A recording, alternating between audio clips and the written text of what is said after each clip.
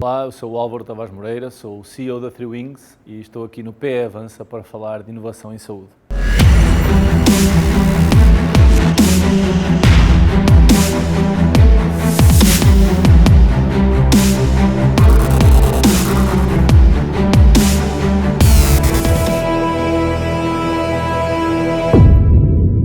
Quando falamos de inovação em saúde, falamos inevitavelmente da palavra inovar, que passa por fazer novo, e fazer novo tipicamente está relacionado com transformar, com criar, e é uma condição sine qua non para mudar.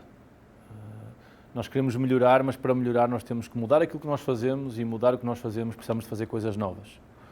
E a saúde especificamente, ela deve ser observada de uma forma holística, não apenas a saúde física, mas também a saúde mental, a componente social, a saúde como um todo do ser humano. Nos idos anos 80, do século passado, final dos anos 80, começou-se a falar em promoção da saúde. Foi um momento em que o grande boom da globalização deu início e, consequentemente, com a melhoria da condição de vida generalizada de milhões e milhões de pessoas, a saída da pobreza, o acesso à alimentação, o acesso à saúde, trouxe um reverso da medalha, que passou por uma mudança dos comportamentos e uma mudança do estilo de vida. O stress, mudança da alimentação, sedentarismo, aumento do consumo do álcool, tabagismo, e esses comportamentos trouxeram uma série de doenças novas, doenças crónicas, e para além disso, a interconexão entre os povos e os mundos levaram doenças de um lado para o outro do mundo. Com a promoção da saúde, passou-se a falar também da prevenção da saúde. Falou-se pela primeira vez em prevenção da saúde. Só que a grande inovação que este século nos traz e os próximos anos nos traz é a predição. Nós saímos de um status mais reativo para um status mais proativo. Isso é possível com a inteligência artificial, com Big Data, com Machine Learning e mais uma série de outros nomes espetaculares que na prática vão nos permitir nós antevermos a realidade, antes dela acontecer. Especificamente, nós temos as questões genéticas. São impactantes e impressionantes a quantidade de avanços que tem havido neste campo e que permitem e promovem um conhecimento absolutamente precoce de situações que provavelmente vão ocorrer na vida do ser humano, decorrente da sua condição genética que ele não escolhe, que ele herda, e ao mesmo tempo abrindo o limiar até para uma intervenção nessa condição. O conhecimento, muitas vezes logo à nascença ou até antes da nascença, da condição genética do ser humano, vai permitir antecipar a probabilidade de ele vir a ter determinadas patologias, determinadas doenças, e saber isso desde o início da sua vida vai permitir que ele próprio, bem como todo o ecossistema de saúde que o rodeia, possam intervir antecipadamente, de forma a que ele não venha a transitar da saúde para a doença. Outro fator incrível é a evolução dos registros médicos digitais. Neles está contido um acervo brutal de informação, de dados. E esses dados eles promovem e fornecem insights maravilhosos para que equipes médicas e toda a componente assistencial ela possa ser cada vez mais assertiva na hora de tratar o paciente, com claros benefícios para ele, para as fontes pagadoras, para todo o ecossistema de saúde como um todo, destacando-se a criação de cada vez mais poderosa de protocolos clínicos baseados em evidências, protocolos esses que, associados à clusterização dos dados, permite sairmos de uma medicina baseada, ainda muito infelizmente, no achismo, para uma medicina baseada em evidências, dados e em estatísticas muito robustas.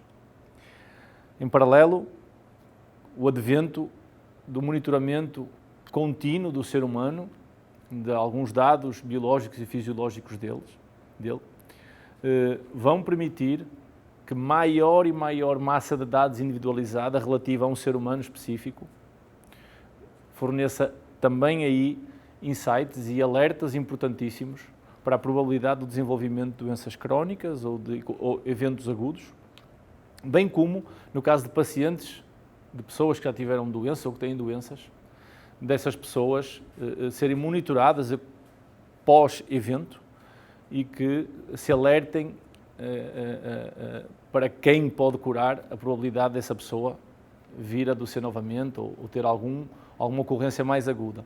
E esse monitoramento ele está-se democratizando por um baixo custo dos hardwares e está ficando cada vez mais acessível. Existe um desafio óbvio que passa pela utilização dos devices, mas esse device e essa informação, essa massa de informações, ela também pode ser extremamente útil.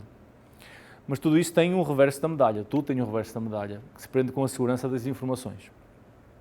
Especificamente, nós temos cada vez mais casos, que todos podemos acompanhar, de hackers que invadem sistemas e que invadem contas pessoais ou contas corporativas de hospitais e que, sem escrúpulos, exigem resgates ou outras condições para devolver intactas as informações.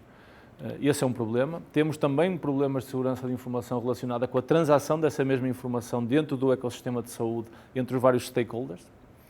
Temos também um fator importante que é o facto de o ser humano, pelo facto de consumir dados e de consumir serviços e produtos assistenciais digitais, ele tem os seus próprios dados dentro do seu smartphone, dentro do seu laptop, e essa informação obviamente fica vulnerável, uma vez que o comum do ser humano não utiliza grandes ferramentas de proteção dos seus dados individuais, seja no seu smartphone, seja no seu laptop. Temos ainda uma questão muito importante que eu tenho a convicção que vai ser um motivo de não só discussão, mas de tomada de decisão importante, que com o advento das tecnologias mobile ligadas aos ERPs e aos sistemas de gestão médicos e clínicos e tudo que envolve o ecossistema de saúde, a utilização de devices próprios vai também, ou cria já, uma vulnerabilidade, uma possibilidade de invasão através de um device próprio de um profissional nos dados dos pacientes que são armazenados nos sistemas dos hospitais ou outros entes de saúde onde as pessoas trabalham. Toda esta informação, todo este movimento que tem ocorrido nos últimos anos, ele tem levado a que haja uma virada na saúde, dentro do ecossistema de saúde, para uma saúde centrada no paciente. Tem havido cada vez um maior empoderamento do paciente enquanto consumidor, assim como em outros ecossistemas tem ocorrido, e em paralelo, concomitantemente, uma provável variegização do ecossistema de saúde e das escolhas do paciente, do cidadão, em que ele começa cada vez mais a adquirir produtos relacionados com assistência, produtos ou serviços digitais. Uma prova inequívoca disso que já ocorre é a utilização do NPS, Net Promoter Score, por muitas instituições de saúde, para avaliarem a forma como os seus pacientes, os seus consumidores, os seus clientes, as veem, as observam, as avaliam. Isto só acontece porque existe, por parte do consumidor, a possibilidade de escolha, e isso é uma novidade muito grande. Temos a questão do estilo de vida. O estilo de vida, ele é essencial na saúde do ser humano, desse mesmo indivíduo que escolhe onde quer ser tratado. Ele também pode escolher, em grande parte, se algum dia vai ter que vir a ser tratado. Temos a questão da alimentação, o peso, consumo de álcool, tabaco, temos a questão do exercício físico, temos a socialização, temos a própria meditação e uma atividade espiritual que estão demonstradas que influem na vida do cidadão. E inovação em relação ao estilo de vida passa muito pela democratização via smartphone de aplicativos e de informações disponíveis na internet que ajudam o indivíduo a alterar esses comportamentos, ou pelo menos trazem luz sobre um comportamento menos correto e trazem informação para que ele possa mudar esse estilo de vida. São às centenas ou talvez aos milhares a quantidade de aplicativos e de ferramentas e de serviços e produtos que aparecem no sentido de influenciarem o estilo de vida do cidadão, e isso traz uma mudança de paradigma extraordinária, que é a autorregulação por parte do indivíduo. ao ter toda essa informação disponível, ele pode ajustar o seu comportamento e criar novos hábitos que promovam a saúde. Mas não só de indivíduo se faz a saúde. O ser humano, ele é fruto de um meio e de um tempo. E há condições relativamente às quais um indivíduo sozinho nada pode fazer. O saneamento básico é algo que em 2020 não deve mais ser negociável como uma condição sine qua non da própria dignidade do ser humano, bem como água potável e não apenas água canalizada. Estamos em 2020, no final dos anos 60 o homem foi à Lua. Não é aceitável que a falta de saneamento básico impacte na saúde e na vida, muitas vezes de forma crónica para o resto da vida, na vida de milhares de pessoas, por exemplo, aqui no estado de Pernambuco. Existe uma outra questão que me parece importante ser citada, uma inovação que é importante, que é a existência de calçadas que permitam um cadeirante que já vive preso a uma cadeira de rodas, ele não ter que ficar preso a um local. Porque se ele não tem uma calçada, se ele não tem mobilidade, ele fica duplamente preso. E são milhares as pessoas que necessitam de se mover numa calçada através de uma cadeira de rodas. Existem medidas também políticas que precisam de ser e que podem ser implementadas, às vezes não são tão populares, mas que já demonstraram no passado têm um impacto tremendo na saúde. Veja-se a obrigatoriedade do uso de cinto de segurança, a obrigatoriedade do uso de capacete,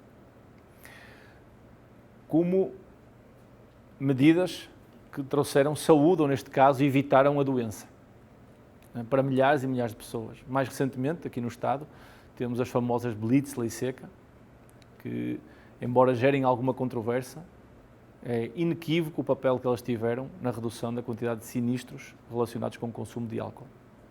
E o álcool é, objetivamente, um assunto neste Estado e é preciso fazer algo em relação a isso para evitar que uma quantidade enorme de pessoas venham a padecer de doenças, bem como isso venha a influenciar a paz nos lares das famílias onde existem pessoas que consomem álcool de forma excessiva. E, finalmente, temos a questão dos serviços de saúde, o acesso aos serviços de saúde, onde a grande inovação que nos espera de uma forma ampla e democratizada é a telemedicina. A telemedicina surge com muita força e vai permitir que muitas pessoas que não têm acesso a uma especialidade, seja por uma questão de interioridade, seja por qualquer outro motivo, até por questões muitas vezes financeiras, possam aparecer modelos de negócio ou até de políticas públicas que permitam o acesso a consultas ambulatoriais baseadas em telemedicina e com o advento do 5G, evidentemente que isso vai ser cada vez mais potenciado, relacionando isso com a questão do monitoramento em tempo real que pode ser feito e que pode ser cruzado, e aí todas essas informações podem chegar. Mas não apenas de telemedicina vive o homem, nós precisamos, e o Covid veio mostrar isso, nós precisamos urgentemente de levar a sério a real acessibilidade do cidadão aos serviços de saúde. O tardio acesso do cidadão aos serviços de saúde acarreta sofrimento e acarreta custos muito superiores ao criar disponibilidade. Existe uma demanda reprimida enorme e essa demanda precisa de ser tratada com seriedade e com humanidade. Uma pessoa que não tem acesso num tempo oportuno a um diagnóstico ou uma consulta, muitas vezes termina falecendo porque o diagnóstico não foi feito a tempo. E ela fica esperando para ter acesso a isso. Então a inovação, para uns vai ser telemedicina, para outros esperemos que seja um acesso mais democratizado ao sistema de saúde. Termino com os desafios, os principais desafios que temos pela frente. Primeiro, a questão da informação, ela é incontornável. Nós hoje em dia temos uma enorme riqueza de dados e uma pobreza de informação. Isso acontece porque esses dados exigem um grande investimento para serem transformados em informação, seja através de integração, seja através da transparência que é requerida pelos vários stakeholders presentes e atuantes dentro do ecossistema da saúde. E isso tem que ser feito, obviamente, com segurança e respeitando os direitos de sigilo e os deveres de sigilo e de respeito pelos dados privados das pessoas, do cidadão. Outra coisa muito importante é a questão da racionalização dos custos. É incontornável a necessidade de olhar de frente para esse problema. O impacto da saúde sobre o PIB de todos os países, e Brasil e Pernambuco não são exceção, é cada vez maior. Então, não tem como deixar de olhar para isso, nem de varrer para baixo do tapete. E a democratização do acesso à saúde, ela deveria ser um direito realmente universal e esperemos que ela possa ser, seja através da telemedicina, seja através do acesso a melhores centros de saúde, tudo isso é verdade. Mas vivemos num mundo cada vez melhor, eu acredito nisso, a despeito de notícias e de muito mídia que nos faz querer acreditar que a vida é cada vez pior e que o mundo vive em conflito. Quero recomendar aqui um livro de um brilhante médico e estatístico sueco, infelizmente falecido, uma grande perda para a humanidade. O livro chama-se Factfulness e é um livro que nos demonstra, em cima de evidências, em cima de factos, de décadas de trabalho e de compilação de dados, como nós nunca vivemos num mundo tão bom como hoje em dia. E contra factos e evidências, os argumentos perdem muita força. Nós vivemos num mundo em que, por vezes, somos assoberbados de notícias ruins, de mídia que nos quer constantemente mostrar que vivemos num mundo que não é bom. E não é verdade, nós vivemos num mundo extraordinário, numa época extraordinária, numa era extraordinária e temos que aproveitar essa vida. Obrigado.